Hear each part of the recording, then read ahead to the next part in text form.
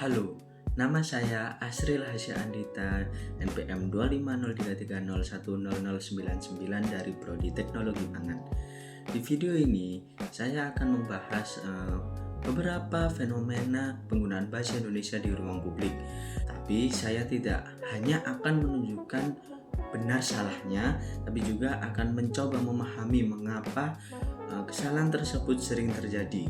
Karena kadang yang secara aturan itu salah, namun di kehidupan sehari-hari itu terasa biasa saja. Oke, di gambar pertama ada tulisan caution, watch your step. Kalau kita lihat dari aturan, ini sebenarnya kurang tepat. Karena ini ruang publik di Indonesia, tapi tidak ada bahasa Indonesianya sama sekali. Harusnya bisa ditulis hati-hati, perhatikan langkah Anda. Selain itu, semua hurufnya kapital, yang dalam konteks bahasa bisa terasa seperti peringatan keras. Tapi, kalau kita lihat realitanya, hal seperti ini sering banget kita temui. Banyak orang merasa bahwa bahasa Inggris itu lebih modern, lebih menarik.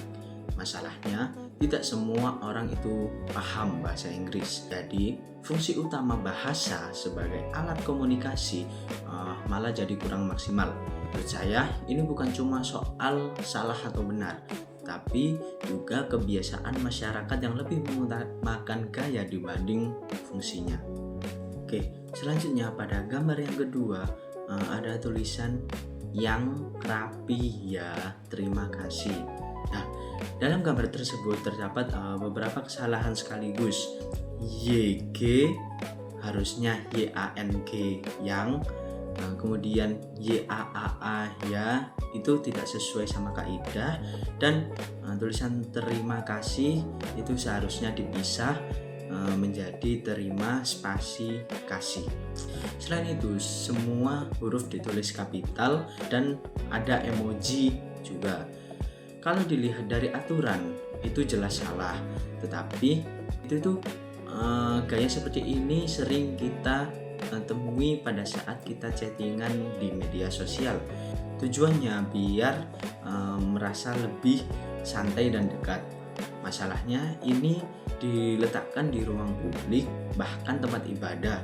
Menurut saya di sini orang sering lupa membedakan konteks. Bahasa santai itu tidak salah, tapi harus ditempatkan di situasi yang tepat. Pada gambar ketiga di menu makanan ini ada tulisan mujair. Secara bahasa yang benar adalah mujair pakai i, mujair. Jadi ini termasuk kesalahan ejaan. Kemungkinan besar ini terjadi karena kebiasaan lisan. Orang-orang terbiasa mengucapkan mujair lalu ditulis begitu saja. Yang menarik, dalam satu menu ada yang sudah benar seperti soto ayam, tetapi juga ada yang tidak bagus seperti mujair tadi. Kalau dipikir, semua orang memang paham maksudnya. Jadi, secara komunikasi sebenarnya sah-sah saja, tapi secara aturan itu tidak tepat. Menurut saya, ini menunjukkan bahwa bahasa dalam praktiknya lebih sering mengikuti kebiasaan, bukan aturan. Oke, pada gambar selanjutnya di banner ini ada tulisan 37 ribuan. Nah, menurut aturan penulisan yang tepat adalah RP 30.000 atau RP 37.000. Di sini juga ada campuran bahasa seperti hoodie dan jersey. Tapi kalau kita lihat dari sisi lain, ini adalah bahasa iklan. Dalam iklan, yang penting itu menarik perhatian. Kata ribuan terasa lebih santai, ringan, dan seolah-olah lebih murah. Jadi ini muncul pertanyaan, ini salah atau justru strategi? Menurut saya ini contoh bahwa bahasa tidak selalu mengikuti aturan, tapi juga mengikuti tujuan.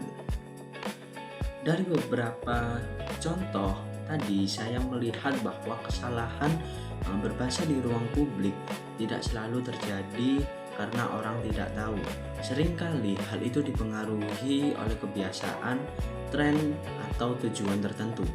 Jadi ada perbedaan antar bahasa yang benar secara aturan dan bahasa yang digunakan dalam sehari-hari.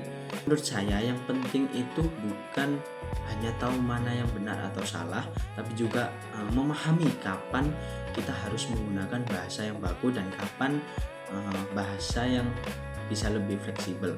Karena pada akhirnya bahasa itu bukan cuma soal aturan, tapi soal bagaimana kita menggunakannya untuk berkomunikasi.